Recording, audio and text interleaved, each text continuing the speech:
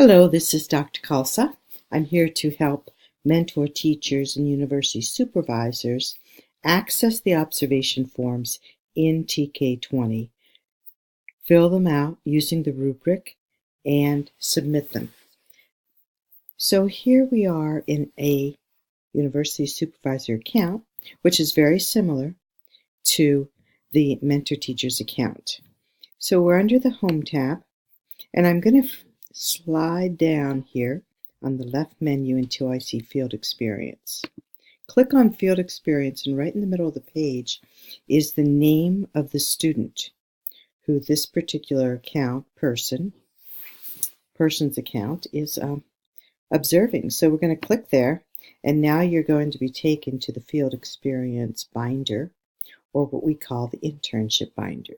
It holds all of the observation forms for that particular student. So here we have content observation forms, and there's 3 of them, 1, 2, and 3. It's a foreign language specialty for this student. And also you'll see some CPAST pedagogy forms, first observation, second, and third, and the disposition CPAST forms to be filled out, first, second, third observation. And these are be used at different points according to the directions you're sent. So let's look at one of these forms. It's the first observation. It's happened. This university supervisor now has observed the student. After the first time, there's a content rubric here. And you'll see that this rubric has ranges for assessment. There's highly proficient choice, a proficient, developing, insufficient, or no opportunity to observe.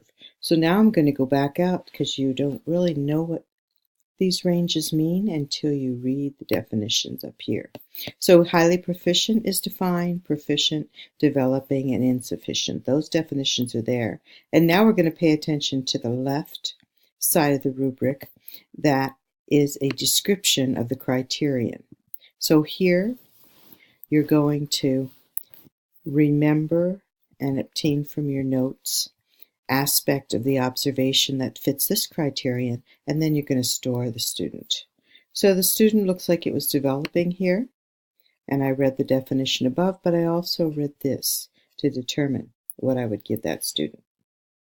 So you go right down the criterion and score every left side rubric. TK20 automatically calculates the score for you, and you keep going until all the categories are completed in this rubric. So it's in a couple sections here, 3, 4 sections. Each content specialty will look a little different, and there's 5th section. So now we've come to the end of the rubric. You are welcome to upload comments, write comments in there, write recommendations, and then down here, you don't put a grade in. Since all of this assessment is formative, you want to put they're just going to benefit from your suggestions and recommendations, and the grades won't be coming until midterm and the final. So you filled out this whole thing. If you'd like to save it and come back to it, you're welcome to do that. Otherwise, you click complete and then submit. And when that happens, you're going to be taken back